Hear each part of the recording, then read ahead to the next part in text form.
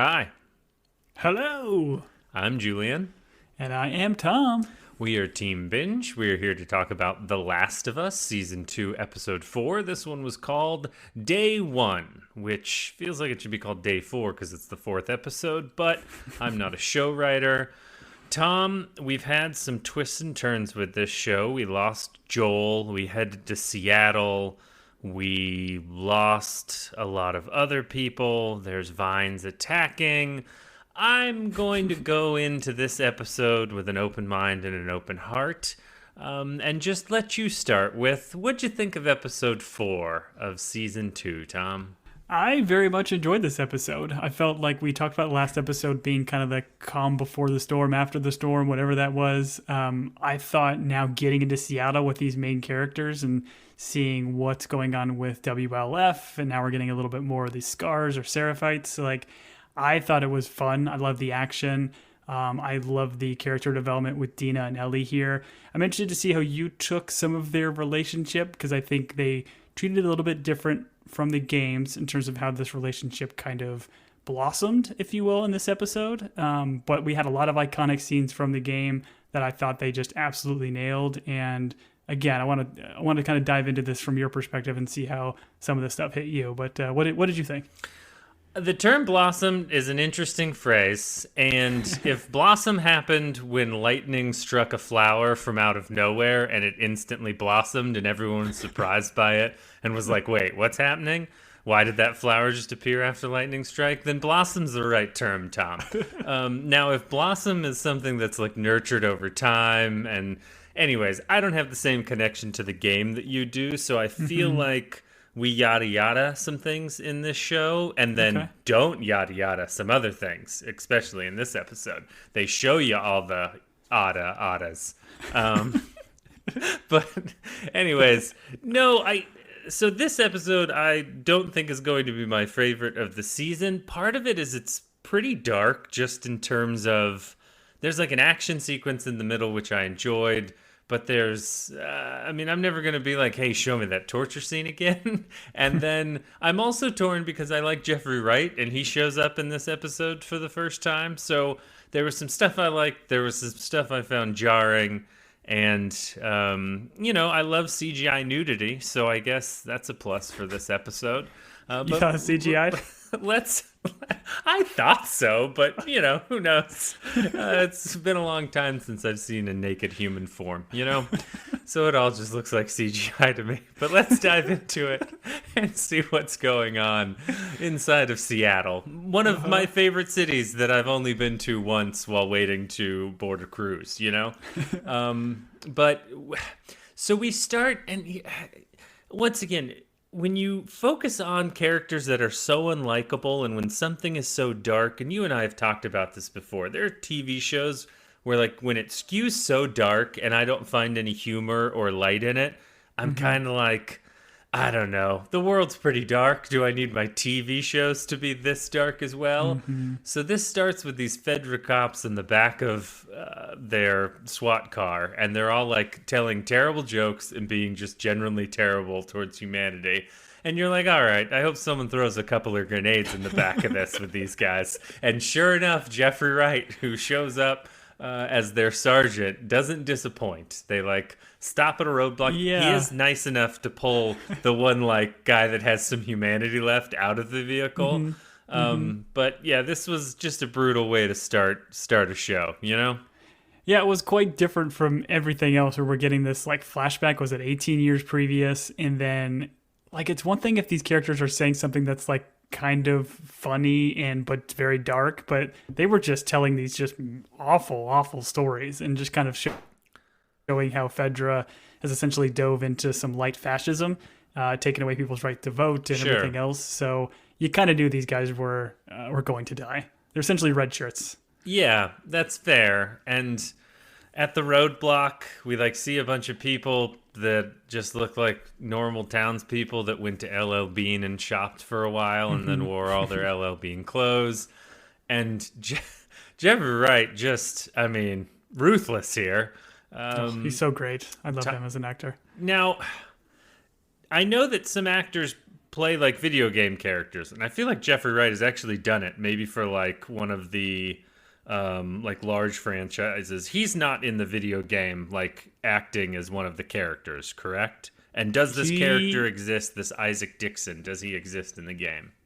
He exists. He was voice acted by Jeffrey Wright, and he was motion captured by Jeffrey Wright. So he actually is one of, I think there was one other character, Marlene, in the first season, who was also portrayed by the same character that brought them to life in the video game. So yeah, it's absolutely Jeffrey Wright's voice. And what's cool about this is like, you get Isaac in the game, but you don't get a lot of him, right? Because you're only playing as certain characters in the game, so you're only coming across Isaac when your characters do. So I like that they kind of give the backstory and kind of show essentially his origin story of kind of taking over WLF, and then some of like the brutal torture scenes we get kind of later, because Jeffrey Wright is just absolutely fantastic, and I can watch that guy literally cook at any point. Yeah, no. Cook with his French brass pans or copper pans. Yeah, good point. The price of joining the Resistance is pretty high. You've got to kill 12 people with hand grenades. I will say it seems like a real waste of gear. All those guys in those plate carriers that don't have sappies in them, and then all of their guns. Not a lot is going to survive those grenades. So, I mean, I guess typically you pull them out of the truck and then execute them. I don't know. That's just me thinking outside the box, Tom. You know? As someone who has also delved into some light fascism, you know, every once in a while, that's what I'm thinking about. But no, this was brutal. But this was essentially his price of admission to. Is this Wolf? Is that who he's shaking hands with in this scene? Yeah, it's like the WLF, the Washington Liberation Front, and he's essentially just kind of defecting from Fedra because he sees like what Fedra has become. And like again, you kind of get all this backstory from like notes you pick up in the game. So as you're just scavenging, looking for ammo or bandages or that kind of stuff, you pick up like random notes from like former Fedra soldiers or scars or whatever, talking about how Fedra essentially collapsed or became tyrannical, and then kind of WLF taking over. So it's kind of fun to be able to see this now kind of brought to life in the game.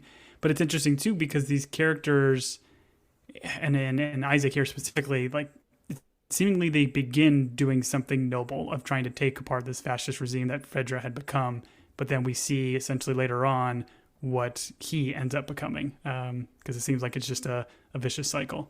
Sure, that's fair. And then, I mean, it's a reveal towards the end of the episode, but this gentleman that he pulls out of the Fedra squad car and is like, make your choice, sticks around, and then is seemingly lost his humanity at the end of the episode. So yeah, I'm interested to see their journey. Once again, it's just so brutal and grim that it's tough to really, not a barrel of laughs, Tom, you know, not the back of a truck full of grenades, you know what I mean? Yeah. If you come to this show looking for a barrel of laughs, I think you're in the wrong universe. I don't know. Joel and Ellie back and forth in season 1, there was some banter and some joking and some, so I mean, granted, I come to this for a zombie movie. You know, I don't come for it for grenade murder in the back of a SWAT van. I don't know. This second game is much darker, as we've seen thus far. And great. I don't think it gets much happier. Exciting. I'm glad they're making 7 seasons of it, and I have to podcast through all of it. We then do a time jump, so 11 years is what shows on the screen. And this is where you get kind of where it says on the bottom, like Seattle. As I say, on the bottom of the screen, you get the Seattle day 1, and that's ripped straight from the video games, because you kind of play as Ellie like day 1, day 2, day 3. So it's kind of a cool little nod to the game too. Got it. And Dina and Ellie are in, I guess, some sort of medical center, and we come across some pregnancy tests, which as one does. We then participate in. I believe that's what it says. You participate in them. Multiple stacks, up to 5. But this is kind of like the foreshadowing we had in the last episode, right? Where Dina kind of like vomited after seeing those scars dead in the woods. And you're kind of like, hasn't this person seen a lot of like dead bodies? Like, what is the big deal? So we got kind of some of that foreshadowing, and it was our nausea. Yes, our nausea. That's exactly right. Our nausea. A piano could stand on those legs, Tom. Anyways, we discover a bunch of dead Fedra. There's like a tank, and for some reason Ellie gives a speech about, there's 3 burnt up inside, just like I think she says Apollo 1 mission. Which I just want to say, I don't know what this is doing for her character or why the show points this out. I don't remember. Does she have a space infatuation? But everyone should watch the Ryan Gosling movie First Man because it's incredible. It was a good movie. Yeah, I think we get some calls in season one, and some in the beginning of this, where she's got like a bunch of space posters on her wall. And I think it's kind of like a through line in the game that she's essentially wanted to be an astronaut, like in another lifetime. Sure. She loves space. She loves the sky. She loves rainbows, which they see all over the walls. And they're like, hey, these people must have been really happy. Yeah, it's kind of interesting too, right? Because like time, essentially, I think in this show, time stops in 2003. So they see these pride flags even as like two gay young women that don't understand like the significance to them. Like here, they're just rainbow flags. They don't understand what really pride means, which is kind of certainly very sad. Yeah, it's interesting if you were to look at the timeline, and yeah, I just like that they pointed out that they were like, what did they? They're like, oh, they must have been really optimistic, which I felt like was a good way of saying it. And they get into a discussion about the building, and it has some like wolf stuff on it, and Ellie just wants to go attack it, and Dina's like, hey, let's talk through. So there's constantly this back and forth of like, there is an impulsivity to Ellie, and then there is a, hey, let's plan and strategize from Dina. And I like the back and forth between the two. Yeah, Dina's clearly the brains of the situation. Yes, she is. And this leads to a moment, Tom, where everyone gathers around and we sing Kumbaya with a guitar, and we do this. And as I watch this, I don't mean to be callous. This did not hit me at all. I was just like, why are we playing guitar? What is the significance of this? They seem to be having like a moment, an emotional moment. And I was like, I bet in the game, like this had some sort of like very poignant moment. But as a viewer who did not play the game, this just felt like, we're like, hey, there is a signature scene from the game. We're going to put it in the show, whether or not it works or whether or not it's earned. And I don't mean that as a criticism, but it just, as just a viewer, it did not hit me. So tell me why this was so significant.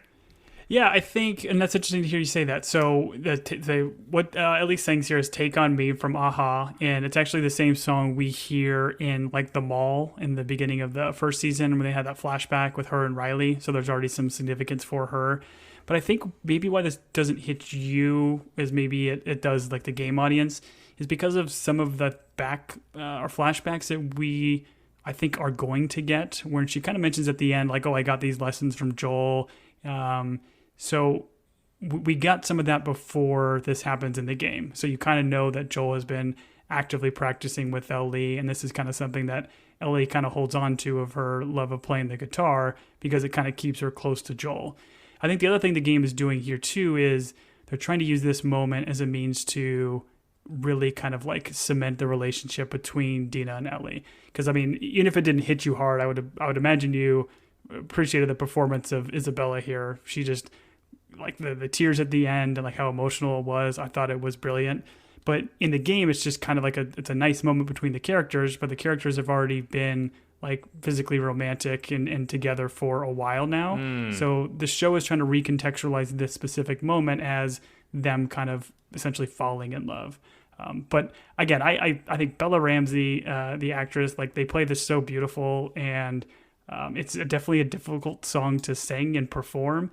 And when you're comparing against Ashley Johnson, who did such a powerful job, we talked about the song she sung at the last episode, and then her performance here. It definitely got me, because the scenery, the cinematography, all of this was just ripped straight from the game, and it was super cool. So let me ask you this. As a gamer, this scene, are you doing anything, or are you just watching this? This is like a thematic cutscene. Most of it's thematic. There are some like different parts in the story where you kind of slow down, like a guitar will be available. And I think I mentioned this in the last pod. So on a PlayStation controller, it has like a kind of button right in the middle, and then you can literally like strum it. So you're like holding the joystick to kind of play chords as you're strumming your controller. So it's actually kind of fun. Like it's a little interactive at first. So you play the first handful of chords, and then it cuts into the whole scene. Oh, interesting. Okay. I was going to Yeah. ask if it was like Guitar Hero, but you've answered quite. that by pointing out that the PlayStation controller. Listen, I appreciate that you appreciated it. Get me to the zombies and the shooting and stuff. That's just where I'm at. Throw more Fair enough. grenades in the back of a vehicle full of people. Don't give me this sappy guitar I playing. like I like how you get mad when there's like dark torture or whatever, and then there's two people falling in love. It's like this beautiful ballad on a guitar. You're like, I'm not having it. Didn't care for that. Just as dark. I didn't care for it. As someone who's tried to learn the guitar, I felt like they were throwing it in my face, Tom. Just fair got enough. darker.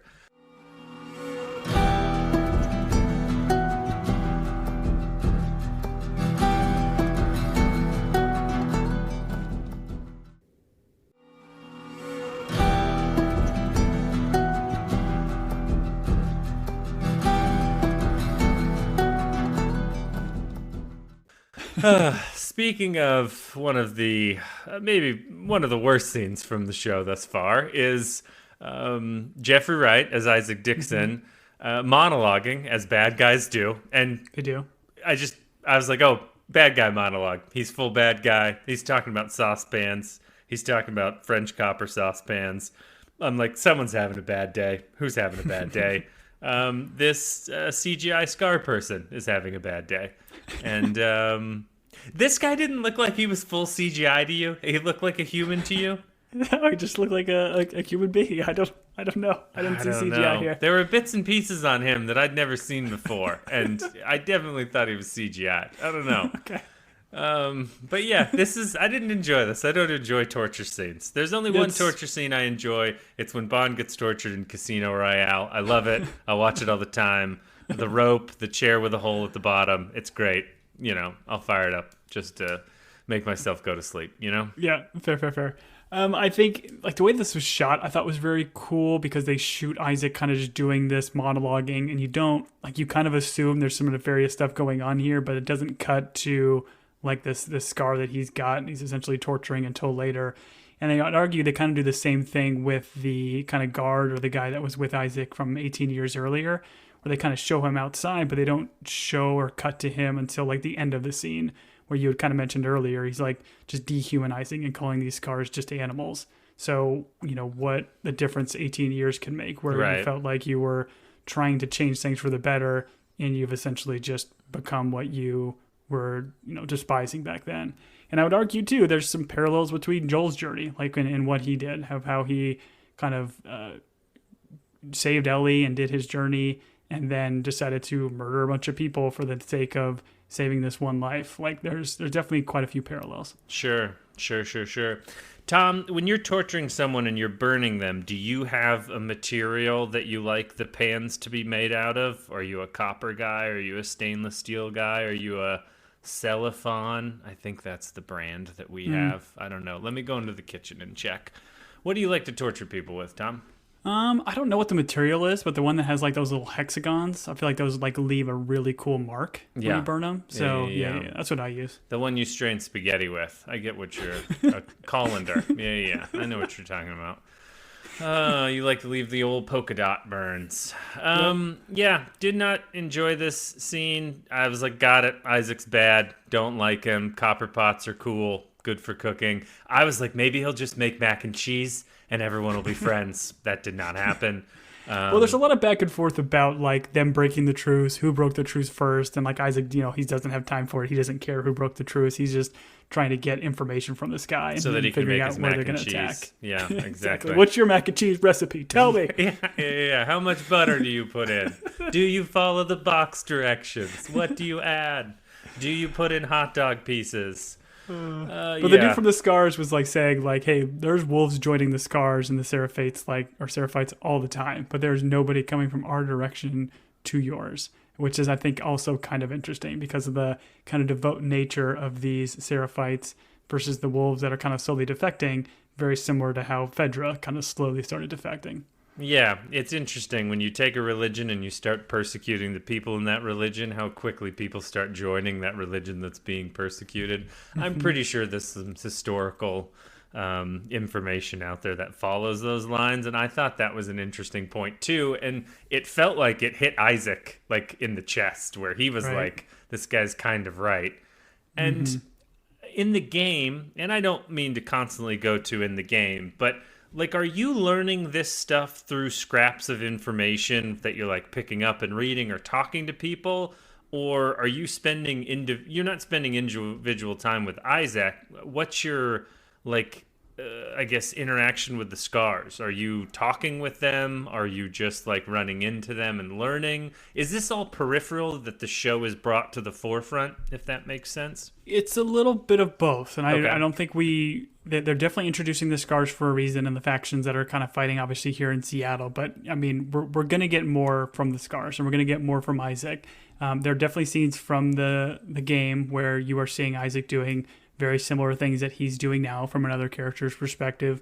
But a lot of it is filled in from the notes, which is, again, also very interesting because there's so much of this that if you just fly through the game and are just, going right through and not scavenging and not picking up these notes or reading through them, you can miss so much of the extra backstory. Sure. So what I love about the show is like they're taking these small little notes or like back and forth from different people that lived in this world and have left them for, maybe a guy passed away a year ago and he's got a note on his body, or somebody's having this conversation 15 years ago, depending on the place that you find it. So it really just fills in the world, and the show can use that to kind of really add to the backstory, which I think is what they're doing here with Isaac. Tom, you've known me a long time. I hate video games that make me read. If I wanted to read, I'd read. If I want to play a video game, I want to throw grenades in the back of a truck, and I don't want to listen to people play guitar, Tom. That's just how I play games. Let me ask you something. So in the first season, they had that like look to the light. I think that was like the Fireflies kind of. Yep.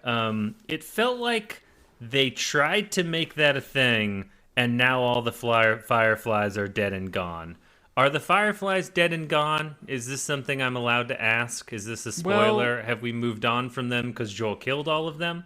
No, I think it's a fair point. I mean, we know Abby, Owen, Nora, like that group, they were Fireflies. And we know they went to Seattle and they kind of joined Isaac's gang here in the WLF. But the question of whether the Fireflies are completely gone, I think, is a fair one. Okay. So, something I think we'll explore. So, and I bring that up because I mentioned earlier the Joel and Ellie of it all, their journey through season 1. You get kind of the outside world, but you don't get I don't know how to say this. I don't really care about the history of like WLF, or like I don't need to know the religious background of the scars. And so I find it interesting that a show that stayed kind of small, and it was the relationship with these two people as they went on a journey or like a mission. And then it feels like in this season, like they're going to be like, hey, let's develop the world and push the world out. And as I'm saying this, if you went back to a pod in season 1, I was probably like, man, I really wish they'd push the world out and tell me about what's going on at a bigger scale. So you can't make me happy. That's just, kind of a thing. But I find it interesting that in like the absence of Joel and Ellie, we've kind of expanded the world. And so... as long as there's some people to root for in that world, I'm on board. But if everyone's just terrible, that's what I'm a little bit worried about coming out of this episode, if I'm being honest. Yeah, I completely understand. And I will tell you, without spoiling anything, there are characters to root for moving forward. Wonderful.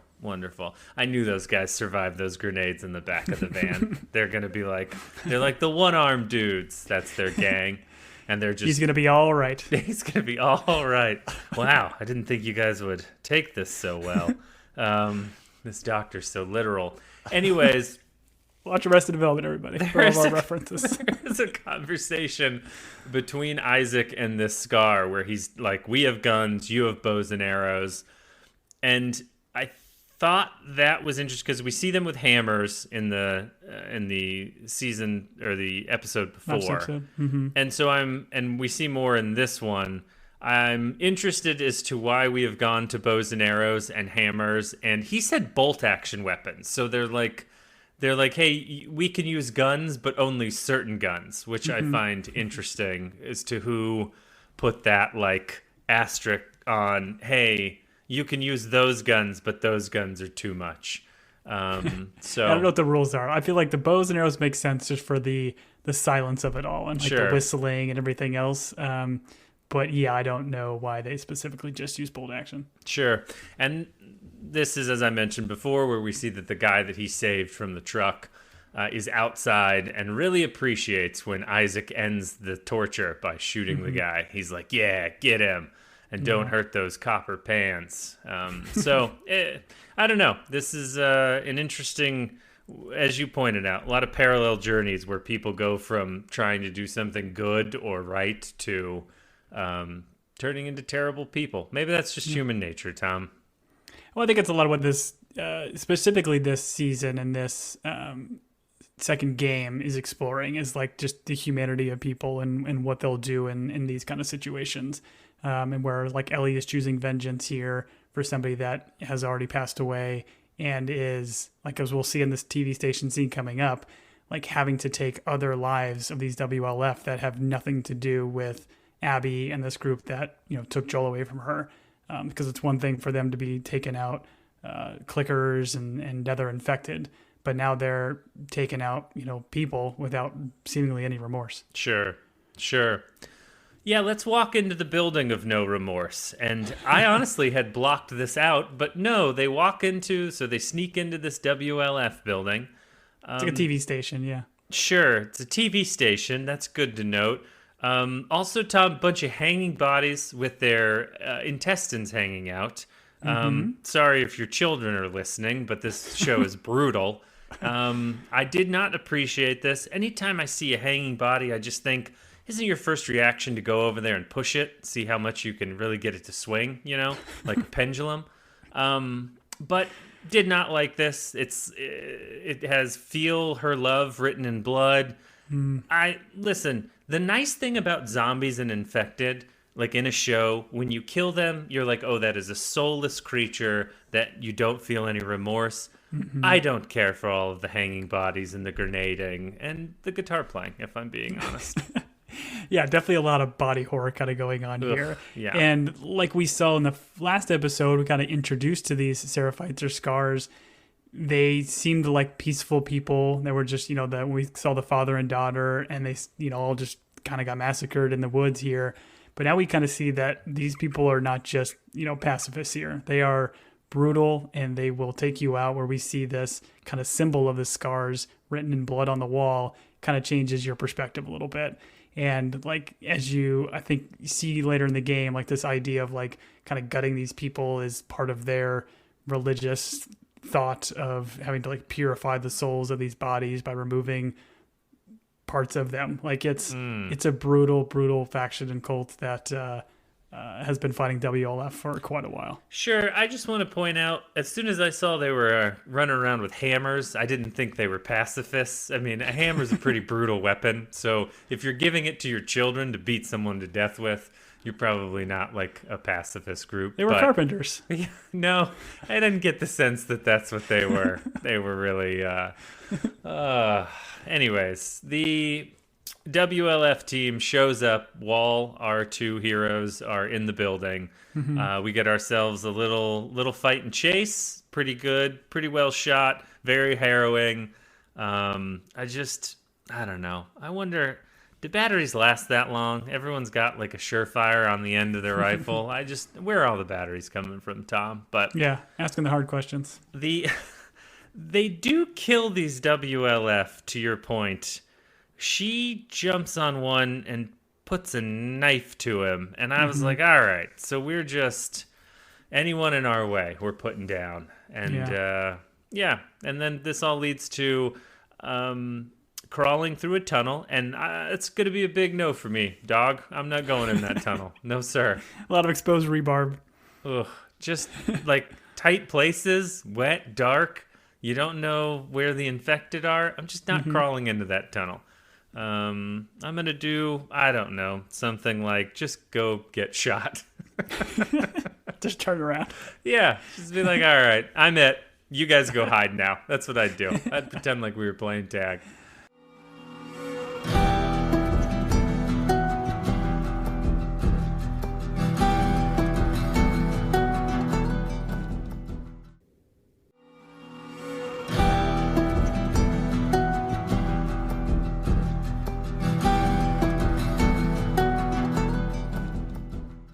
Okay. And so now they're in like a subway station, or is this a bus station? It felt like it was underground, or at least it was just barricade. Oh, it's Yeah, a it's like a subway subway. station because there's the train. But I love this cinematically where these dudes are kind of coming in there, still hunting Dina and Ellie. They throw these red flares. Like, it just looks so cool. And it's, I mean, ripped straight from the game with a lot of what happens in this scene.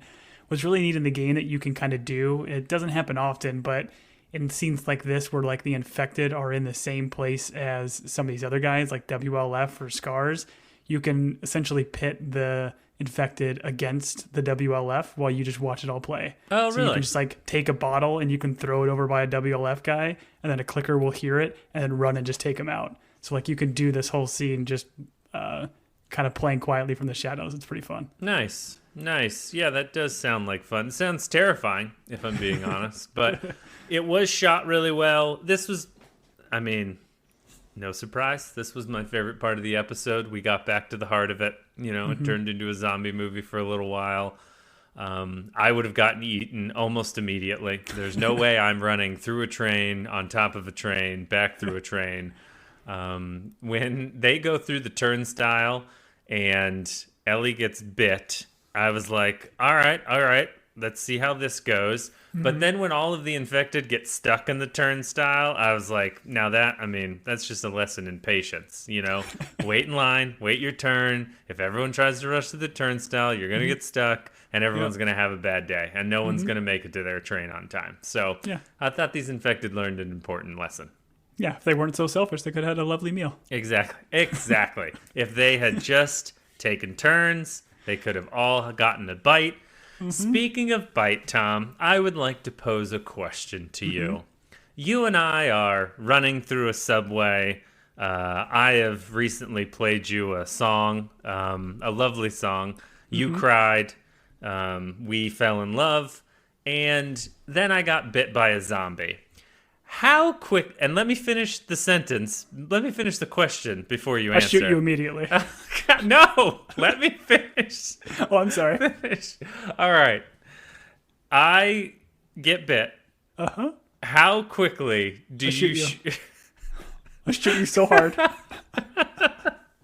right, it turns out the bite didn't break skin. I'm okay. You've just shot me. Now, let's hear your apology. It's a flesh wound. No, I'm dying. I'm dying slowly. I look at my arm and I'm like, they didn't even bite me. Go ahead. Your apology, sir. You didn't let me finish. I shoot your arm off. I save you. Oh, that's incredible. That's incredible. When I gave you the opportunity to apologize, your response should have been, I shoot you again. That's what your response should have been. I thought this was... I liked the tension of this. I know, because obviously Dina does not know that she's immune. And I thought the dynamic and then how Ellie has to kind of talk her down. Yeah, and I know you remember this too. Yeah, so like the speech she gives or kind of like the direction she gives Dina, it's the same scenario that we had with Joel and Tess in the first season when they kind of found out that Ellie was immune or bit, where they kind of like hold guns on her as she sleeps like overnight. So this is the first thing that she goes to. Like, how do I prove myself to somebody that clearly doesn't want to do this, but has no real other reason? And she resorts back to what Joel and Tess did with her. Oh, cool. I didn't recognize that callback. I did like the moment where she goes, I would die for you, but that's not what just happened. Like, because it kind of looks like she shoves her arm in the way so that she gets bit. But she knows she's immune, so she's not actually dying for her. And I thought this was well done, and I enjoyed the tension. I don't know that I'm sleeping on a couch right then. Like, some stuff just happened. Your adrenaline's probably pumping. I'd be like, I'm going to sit here and you can stare at me for a while. Maybe we play the movie actor game. Maybe we play I Spy. You know, I Spy something that starts with a C. My soon-to-be corpse. You know, that sort of thing. Yeah, you figured I would like, if I was maybe Dina, like maybe tie her down just in case. I don't know. But it all worked out. No, I mean, you just said what you'd do. You would have shot her in the leg, both legs, just so she couldn't chase you down if she didn't turn. And then you give her a handwritten apology letter. I'm sorry I shot you in both legs. I didn't know you were immune. But this leads to her waking up and being fine, and them going through kind of the relief of that. I like the way this was shot too, where it's kind of like from Ellie's perspective, and all you can't see Dina. You know she's there, but it's just the light of her flashlight just staring at her. So all you really see is the light of the flashlight, and then the barrel of her gun or her pistol just right at her. Again, brilliantly shot. I love the cinematography of this show. Yes, it was very cool how you could not see her. She then turns off the light, and she is revealed to be relieved but worried. And then she expresses to Ellie her reveal, which is, I'm pregnant. And then a half a second later, things get real sexual. And the beat they took and the direction they went, I wasn't ready for it, Tom. All I'm going to say is it just didn't, it was jarring. I guess is the best way for me to. It was a strange set of events. I'm pregnant, and then things get sexual. Yeah, I don't. I mean, I'm kind of with you. Again, different from the games because they had already kind of been physical with each other. So, like, this being the catalyst does seem odd. But, like the great band Asia said, it was the heat of the moment. Sure, yes. Now, had she played in the heat of the moment on her guitar, all of this would have made a lot more sense. So I felt this was jarring. It took me out. And then this leads to the show being like, hey, this is the greatest love story ever told. And it's these two, like, in the light of day. We get Dina, like, explaining, hey, I've always been bi. My parents didn't accept it, which is in direct contradiction to what she said in the last episode, but I understand we're now sharing more of our feelings. I don't have, once again, the history of the game. So, like, this relationship blossoming into ultimately Ellie being like, I'm going to be a dad. All of this, I was like, wait, what? Like, where was the romance? Like, I missed this relationship developing into all of a sudden we're a family.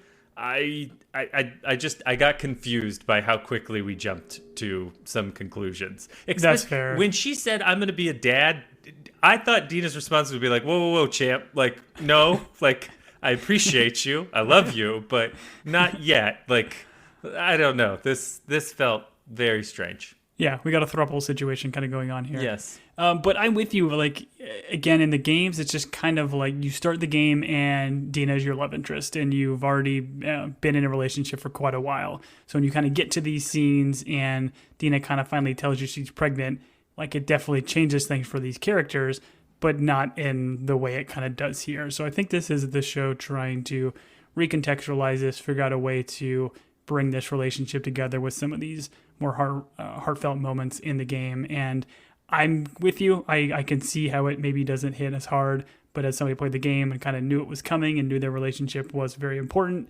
I still enjoyed that these characters got together. Sure. So, Tom, as we record this, we're coming up on Mother's Day. Now, Ellie's like, I'm going to be a dad. Do you think Ellie is trying to maximize the fact that she could probably get away with being celebrated on Father's Day and being celebrated on Mother's Day? Do you think this is just a ploy to get two gifts? Tom? Just going with a loophole? Yes, I think so. Because what's going to happen is she's like, I'm a dad. And then Father's Day rolls around. She's like, oh, Dina, I noticed you didn't get me anything. I've got a broken watch in that box over there and a 357 that's missing some. Maybe that would be a nice gift. And so Dina's like, fine, here's another 357 or a holster. I made you a holster. And then Mother's Day rolls around. And then she's like, hey, I couldn't help but notice you didn't give me a watch for Mother's Day. So I just think Ellie is really setting herself up to be celebrated on both days. That's just where my mind went. She's smart, man. She's playing 4D chess. Right.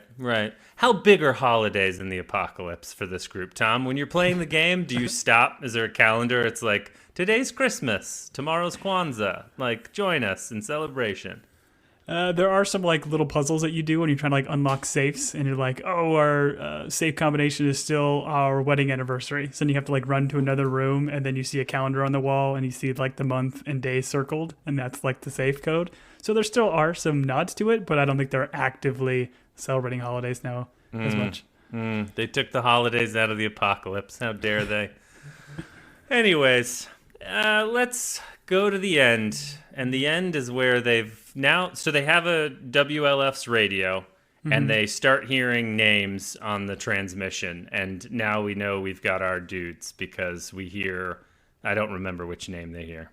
I think they hear Nora, so they kind of know that, Nora was part of this crew. And then they kind of run it to the roof, and they see quite a massive battle kind of going on. And I think this is maybe the first time they're realizing just the size, scale, and scope of WLF. Sure. Seattle's a big place. There's also some map reading from Dina, which is great. And we discover we've got to get to Lake Hill. And guess what, Tom? Lake Hill happens to be on the other side of this battle that's going on. So, dum. I think next episode, we're going to be doing a little bit of the got to move through the battlefield in order to get to Lake Hill. So, But they're going to do it together. They held hands. They've decided to do it together. That's true. They did run to the roof without any of their gear. No guns, no nothing. They just ran up all those stairs.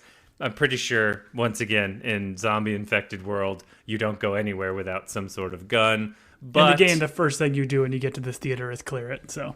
Oh, okay. Sorry. Forgive me. It was already cleared. I was going to say they have the ultimate weapon, the power of love, Tom. And that's what's going to protect them. That's also, her immunity, and if Dina dies and she's immune, she'll just go find someone else. So it doesn't matter. Yeah, so I'm ready for the next episode. I'm interested to see where Jeffrey Wright goes in terms of Isaac's character. And then, once again, I'm great with, like, the Ellie and Dina, like, romance of it all. But I feel like we just jumped to it so hard in one episode. Like, I feel like we've got some time, right? We're on episode 4. We got 3 more. Ease it into the story. That's all. That's all I'm saying. Again, I completely hear you, and that's why I kind of want to talk through this to get your perspective as somebody who hadn't played the games and kind of how some of this romance or scenes kind of hit you. I mean, I feel like we've got to get some Joel flashbacks next episode, because I do think there's some very poignant things that we need kind of answers to, as opposed to just keep moving forward in the story, to be able to kind of round out that relationship and understand why Ellie's maybe making some of these choices that she's making now, because I do think it adds a lot to the impact of some of these scenes if you kind of know, and I'm going to kind of add context to that relationship. Sure. And I would assume, once again, Pedro Pascal, big draw for the show. I'm assuming they're going to add those things in there, and I hope that they do. Tom, I have not looked this up. I'm just making a prediction that this baby is going to be a boy, and they're going to name it Joel. That's all I have to say about that. Okay. I'd put money on it. The way you laughed makes me terrified for what's going to happen. So for those of you still with us, if we missed something, if there was something you liked in this episode, you can reach us at teambingepodcast@gmail.com. If you enjoy listening to us, you can rate and review at Apple Podcasts and on Spotify. We have t-shirts at TeePublic. Once again, Jimmy checked, and even though they're print on demand, he says that the supply's running low. So keep that in your hearts and minds, and look to the light, as we like to say on this podcast. Tom, what did I rambling not mention? Follow us on the socials at Team Binge or at Team Binge Podcast on the handful of socials of your choice. If you're enjoying what we're doing, please rate and review us. We're a small pod, so it really helps kind of get our name out there. And tell your friends. If you're having a good time with this and you got other friends watching, tell them to join and listen to our officially unofficial Last of Us podcast. Yeah, tell them it's a barrel of laughs. We talk about people getting grenaded and stabbed. It's a lot of fun. With that, Tom, I have been Julian. And I have been Tom. Till next week, everybody.